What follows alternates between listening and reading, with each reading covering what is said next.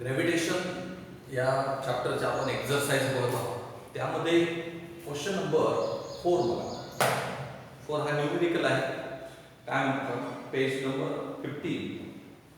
Let the period of revolution of a planet at a distance r capital R from star BT. समजा planet आहे आणि एक star आहे. या दोघांचं डिस्टन्स कॅपिटल R घ्या म्हटलं आणि पिरियड ऑफ रिव्होल्यूशन प्लॅनेटचा t घ्या.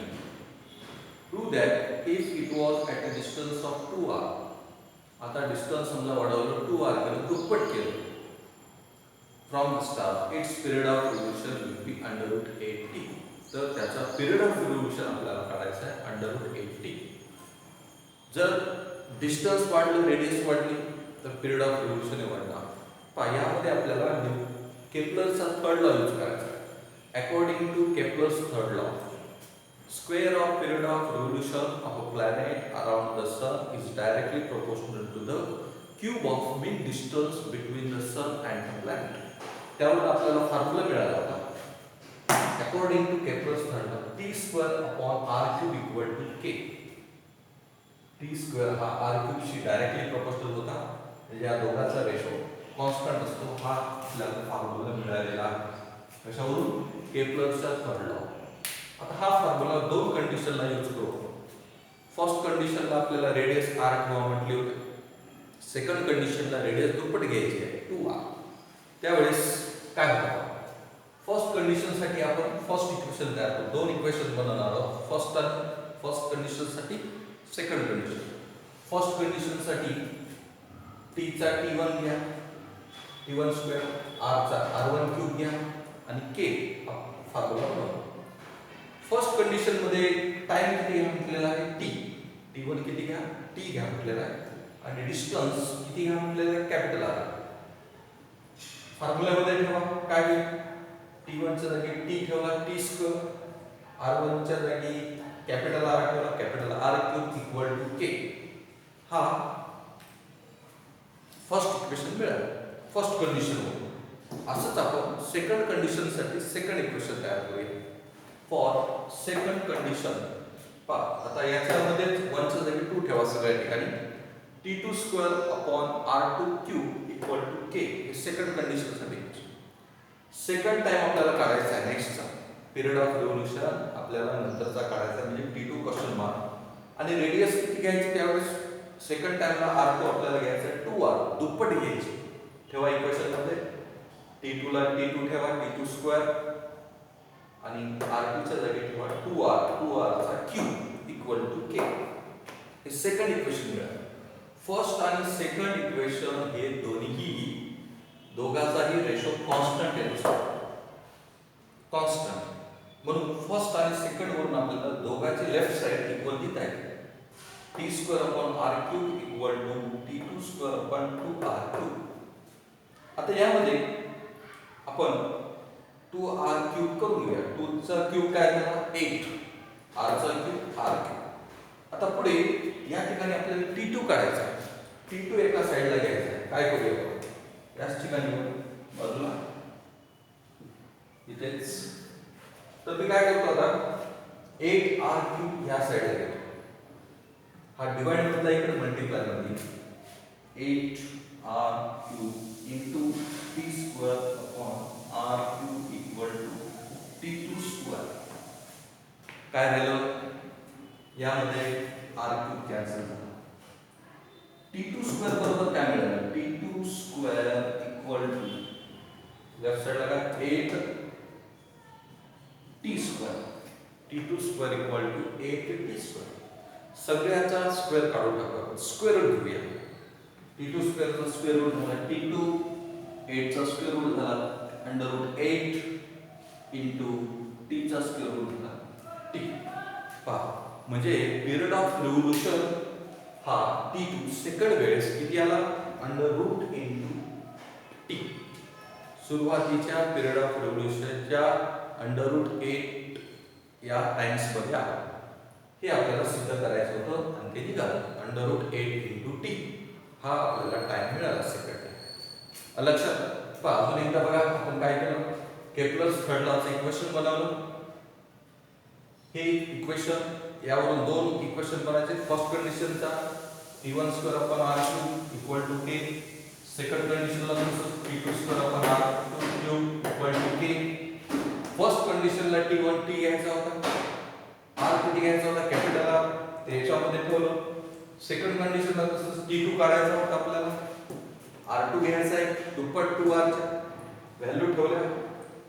इक्वेशन 1 आणि 2 दोन्ही सेम आहे, इक्वल केलं आणि ह्या सगळ्याचं कॅल्क्युलेशन केल्यावर t2 आपल्याला काढता येतो. अशा पद्धतीनं हा प्रॉब्लेम आपल्याला सॉल्व्ह करता येतो. हा प्रॉब्लेम सोपा नाही, डिफिकल्ट आहे, कुठेही चांगल्या पद्धतीने घेतलं नाही, त्यासाठी व्यवस्थित लक्ष दिलेलं आहे तुम्ही. यानंतर पुढचा क्वेश्चन बघूया, क्वेश्चन नंबर 5. फर्स्ट प्रॉब्लेम बघा त्याच्यामध्ये, question number 5.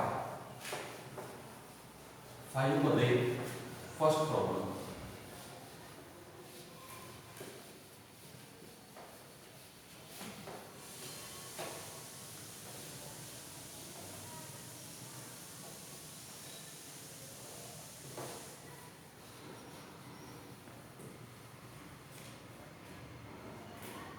Question number 5 first problem काय म्हणतो.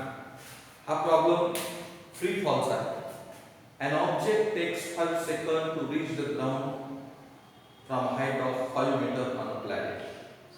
समजा एक प्लॅनेट आहे, त्या प्लॅनेटवर 5 मीटर अंतरापासून एक ऑब्जेक्ट आपण खाली सोडला आणि त्याला पोहोचायला 5 सेकंद लागले. लक्षात घ्या किती अंतर आहे त्याचं, डिस्टन्स 5 मीटर. यस घेतला आपण 5. त्या वस्तूला खाली पोहोचायला समजा एखादा बॉल असेल, वरून खाली या ठिकाणापर्यंत डिस्टन्स आहे 5 मीटर. इथून ते इथपर्यंत यायला त्याला 5 सेकंद लागलेले. टाइम घेऊया 5 सेकंद. पुढे what is the value of G on the planet. Small G ची व्हॅल्यू काढायची त्या प्लॅनेट. पहा लक्ष द्या, जेव्हा वस्तू आपण वरून खाली सोडतो डाउनवर्ड मोशनला इनिशियल वेलोसिटी आपण 0 घेतो. यू काय घ्यायचा 0 घ्यायचा मीटर पर सेकंद. तर हा फ्री फॉलचा प्रॉब्लेम असल्यामुळे आपण न्यूटनचे कायनेमॅटिकल इक्वेशन यूज करू शकतो. सेकंड इक्वेशन यूज करा, S equal to ut plus half at च्या जागी gt स्क्वेअर. a म्हणजे एक्सप्रेशन, त्या ठिकाणी आपण g घेऊ शकतो. पुढे यामध्ये व्हॅल्यू ठेवा.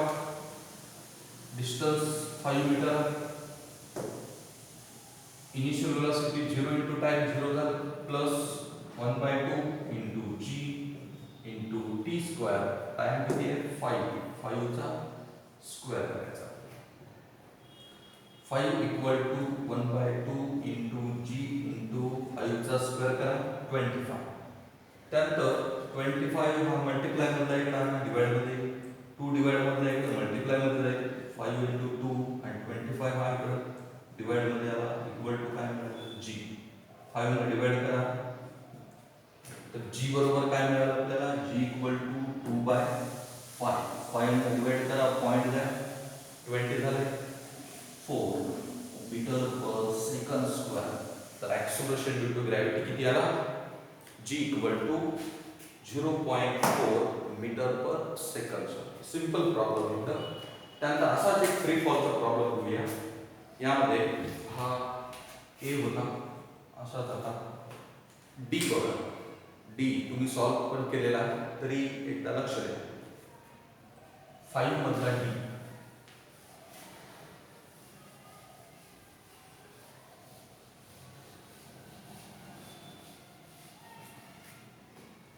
5 मधला d काय म्हणतो d.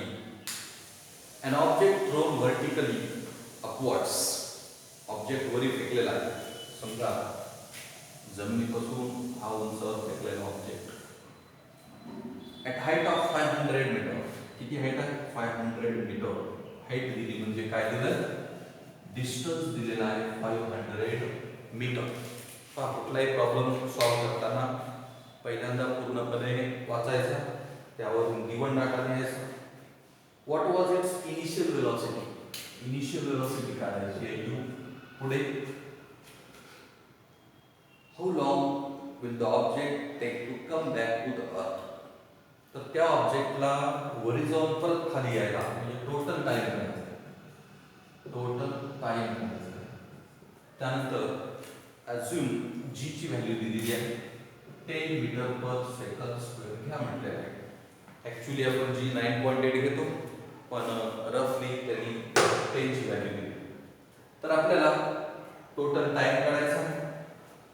त्यानंतर आणखी काय करायचं आपल्याला, what was its initial velocity काढायची, यू काढायचा आणि टाइम काढायचा. तर लक्षात घ्या, जेव्हा वस्तू आपण खालून वर फेकतो, खालून वर फेकत असताना दोन कंडिशन लक्षात घ्या. एक म्हणजे वस्तू ही एका उंचावर जाऊन पुढे रेस्ट होणार आहे, फायनली रेस्ट. त्यासाठी ही इथं झिरो होणार. काय होईल? झिरो होईल. आणि जेव्हा वस्तू खालून वर फेकतो तेव्हा ॲक्सेलरेशन ड्यू टू ग्रॅव्हिटी काय घ्यायचा? मायनस घ्यायचा. ओके. तर आता इथं आपल्याला कोणते इक्वेशन यूज करता येईल? न्यूटनचं kinematical equation third one, v square equal to u square plus 2as equal to gs. 2gs value ठेवा. v स्क्वेअर 0 झाला, u काढायचा आपल्याला, u स्क्वेअर तसंच ठेवा. 2 इंटू g ची व्हॅल्यू घ्या -10 इंटू डिस्टन्स किती आहे 500. काय होईल? 0 equal to u square plus into minus minus 20 into 500 किती होईल? u square minus 10,000. काय झालं? 10,000 मायनस 10,000 इकडे आणा, प्लस 10,000 होती u स्क्वेअर. मग u बरोबर काय? Under route of 10,000. 10,000 कोणाचा स्क्वेअर आहे? 100चा. 100 मीटर पर सेकंद. तर ती कोणत्या स्पीडनं आपण फेकलेली आहे? 100 मीटर पर सेकंद.